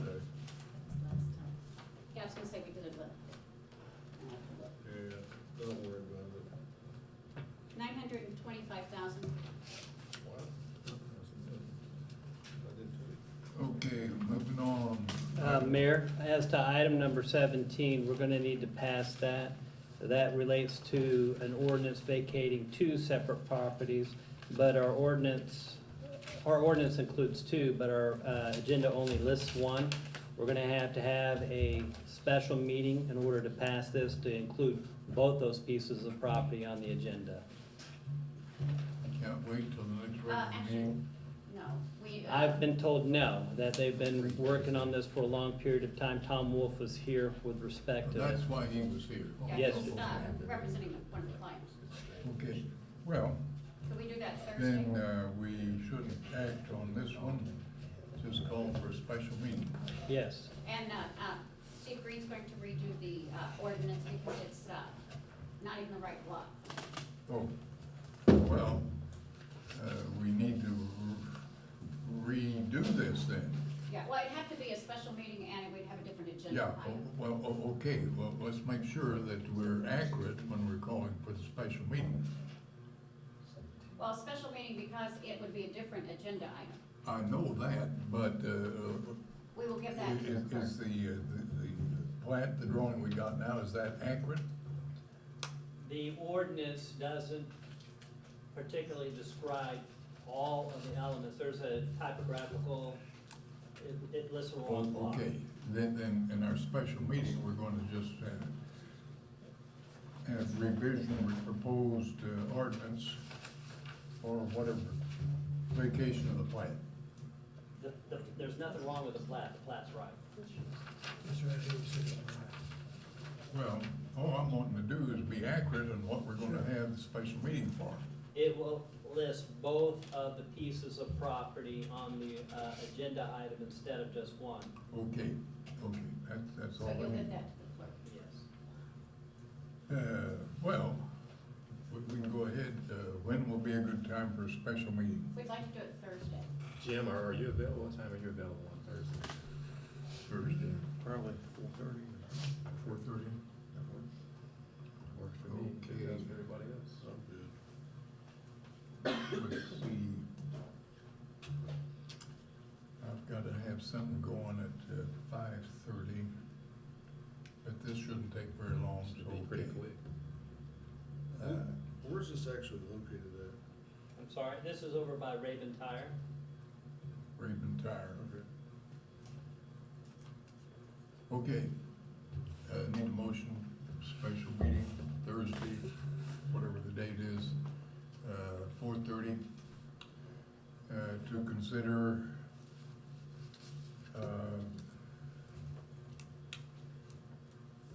Vacating well, two pieces vacating, of property. of Alley and J.M. Aikman's fifth survey of outlaws. In block 3 and block 2 of J.M. Aikman's fifth survey. Yeah, Need a motion for that? yeah. I'll make it. Motion made, second, Second. call the roll. Commissioner Manella? Yay. Commissioner Hightower? Yay. Mr. Webb? Yay. Mr. Goss? Yay. And Mayor Buckles? Yay. Got a table, 3118, that's gotta be reworked.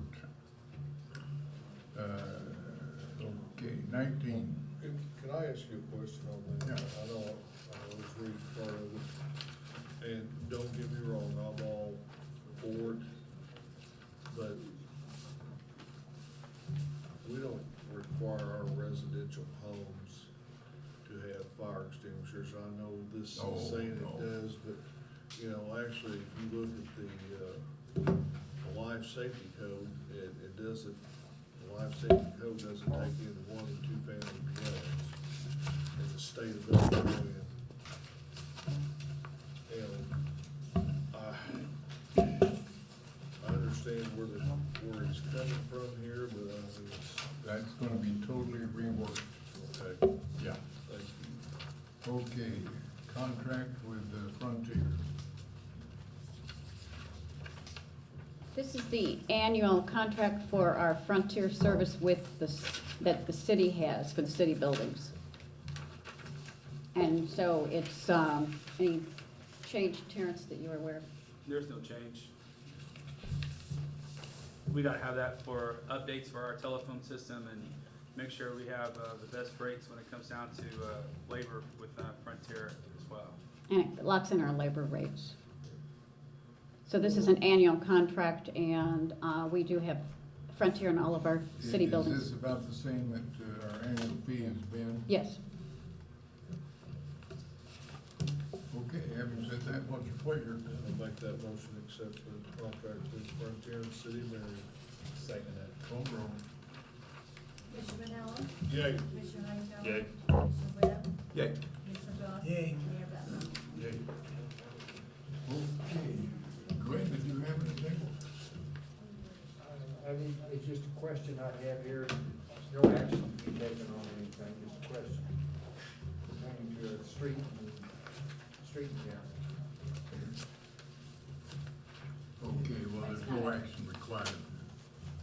No, but you I don't I know. have a question about somebody saying we don't have to. I mean, it's not an executive session, it's not Oh, no, no. confidential. It's wide open. It can be talked about. Yeah, well, I don't know, you might Well, tell us here. if it can be discussed, then we'll, but it doesn't need any executive session or anything.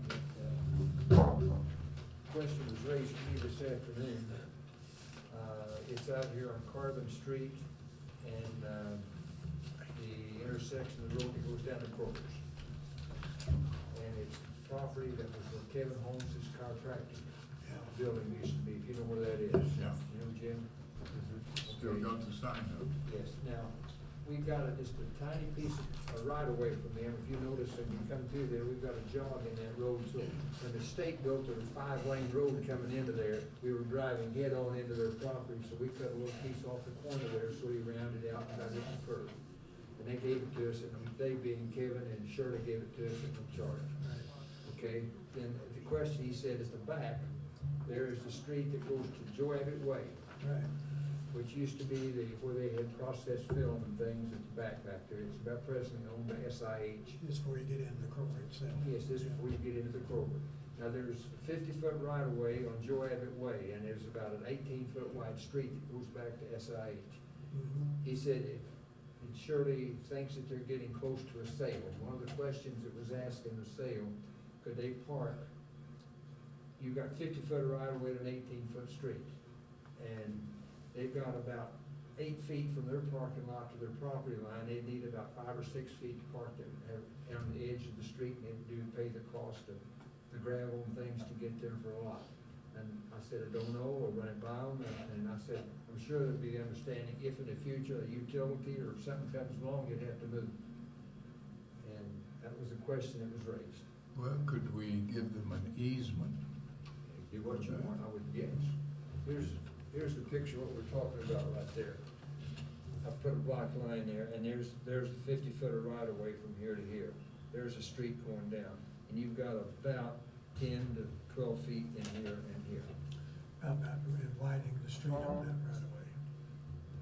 If it ever happens, and if it fitted to the they've got about 12, 13 feet of parking on their property. They would just have just a little bit of overhang out on this piece here. That's what I'm saying, we could widen that road a little bit, or they could. couldn't they? But that's whatever the council would desire on that. They set the sale, they'd like to be able to get more parking spaces for the sale. And I didn't know.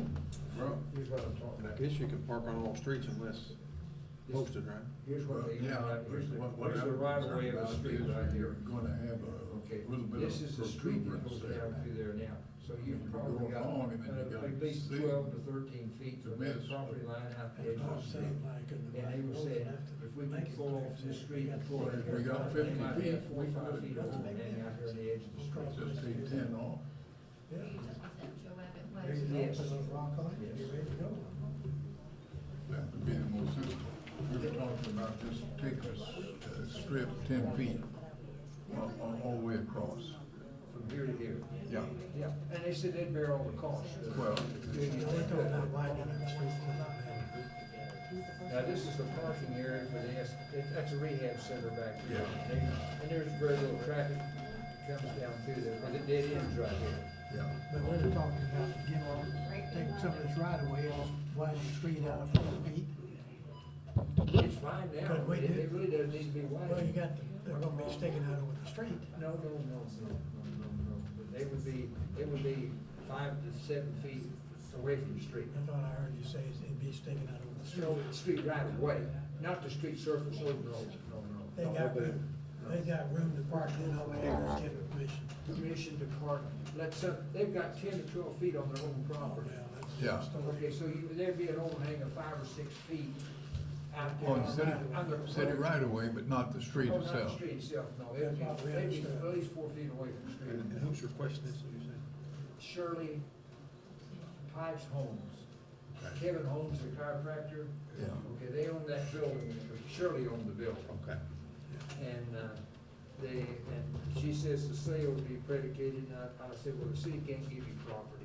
I said, they might give you the right to use part of it for We can give her an easement. easement for that. I will have to do that on the next meeting. Oh, yeah, you can't do it tonight, I didn't expect that. Agenda. We need to get it on the agenda, man, of course. Okay. Let's do Okay, it. for an easement. For an easement. And you might wanna put in there too, that you have the right, if you need a city utility or something to go through that. Which has to be considered. Easement subject to prior needs of the city. Sure.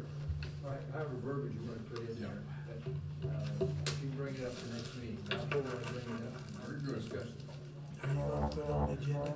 Yes. Yeah, sounds good. Thank you. Okay. No one else has anything to bring But then before we're the talking So we got Mountain McGee.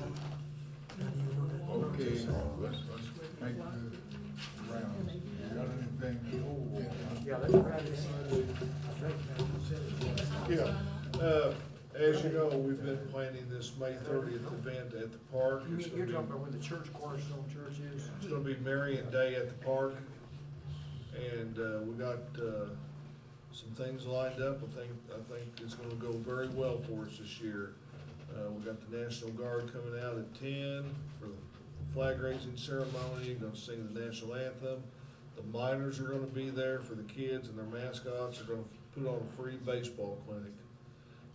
From 11 to 2, we have a band, Swamp Tigers band on the stage.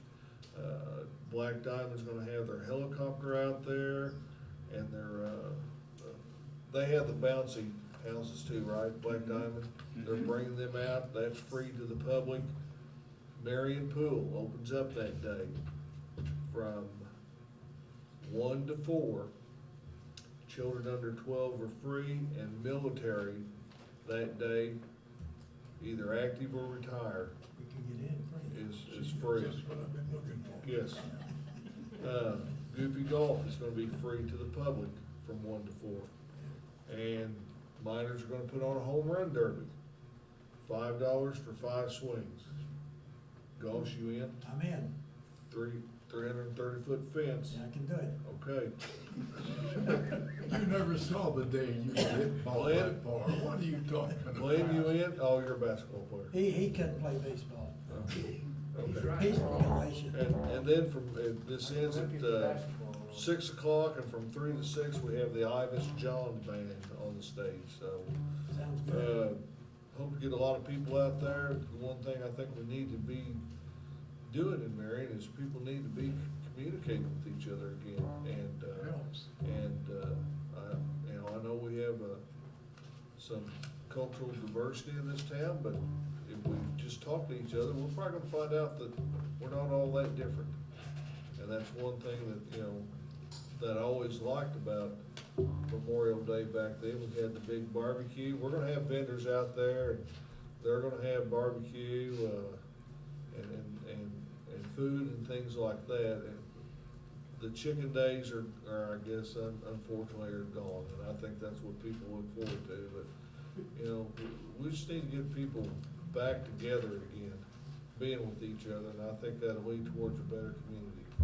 Yeah, good job. Well, the chicken day was killed whenever the Bi-County Health said you couldn't cook the chickens in the open like that. Right. Birds should fly over.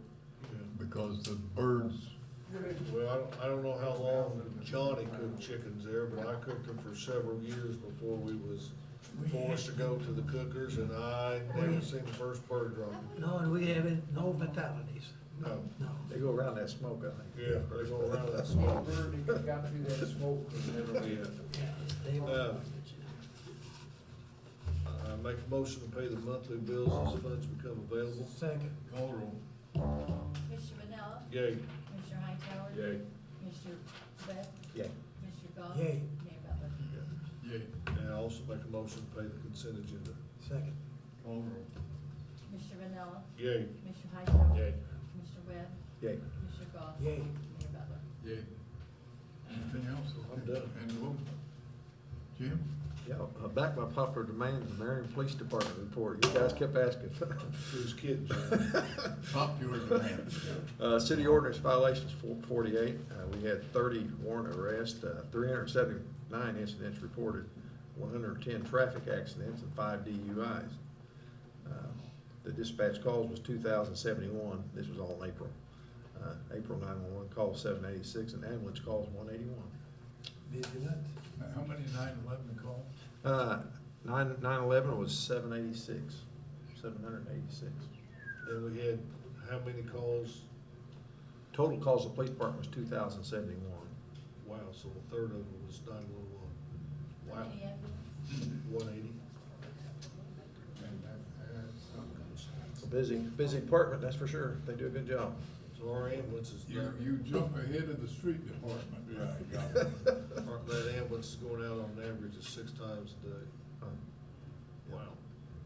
Fantastic. The street department is the lowest form of human life. Well, that's just not one I just give up. Except we can show your MFT, Yeah, just but give up. Cemetery. Until you want to borrow some of my gas tax money, then I'm okay with you. Did you notice that, they're working, at full tilt on the, sidewalk project? They're taking down trees, and looks like they're putting in drainage, culverts on, Garfield. Or, is that our guys doing I it? think or- that North or south of Boulevard. I think Mr. Clarendon is responsible for the action being taken. He kind of put a burr under some saddles. Well, I think You he talking put about a, Highlander Johnson? no, I was talking about the safe sidewalks on Garfield. Over Lincoln School. Yeah. They started today. Yeah, Yeah, we're not doing and, we've had, and I apologize, the contractor that we had for our Highland and Street, and Johnson, Central Street, Main Street, Suzanne, he does a great job and gives us a very competitive bid, but he he lacks in reclamation. And that is some kind word, and our city engineer lit a fire, was it a bonfire? Cause he's at full tilt, I guess. Would bonfire be good enough? But it's not a campfire. It's a day-by-day thing. Yeah. You have to work every day. There are ways of getting that done, and that's what It's called holding bunnies, yeah. it's saying that there's other people, we can come in and get it finished, and we've got a lot of retainage on him. And we got plenty of money, if he doesn't do it, we'll get someone else. Right. And we've talked about this in the future, not only for my projects, but, you know, Angelo's, and, do you think that maybe in the future, we need to put a provision in our contracts that if they don't start this within a reasonable period of time, or put a number of days on it, weather permitting? The ordinance says 3 days. I'll tell you what the answer is. We put in a material allowance for cleaning up. In other words, we'll say, okay, we're gonna set aside X number of $1,000 for the cleanup. Many of the guys will put all the money up front, get their upfront money, and at the end of the job, they'll wanna get out, and it's not. So if we said, okay, it's gonna be worth $15,000,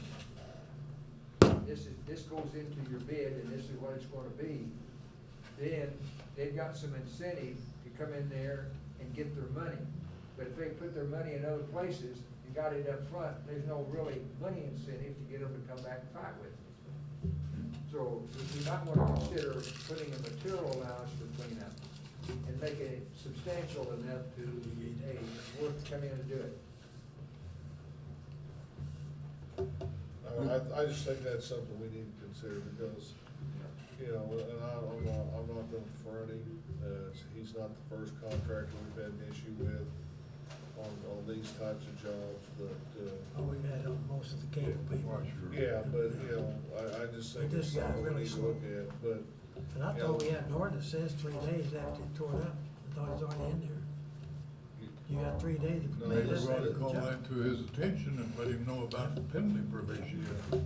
I don't think this applies to him, do you? No, the 3 days on there, if that was put into the contract, you would have prices that would be astronomical. I read the ordinance, and it says it. Okay, having said that, need a motion to adjourn. Is there a second? Second. Call the roll. Commissioner Pinellas. Yay. Commissioner Hightower. Yay. Well. Commissioner Webb. Yay. Commissioner Goss. Yeah. Mayor Butler. I didn't say you did that. Mayor Butler. I said yes. Oh, I didn't say yes, but I will. okay. Thursday, huh? We're out of here.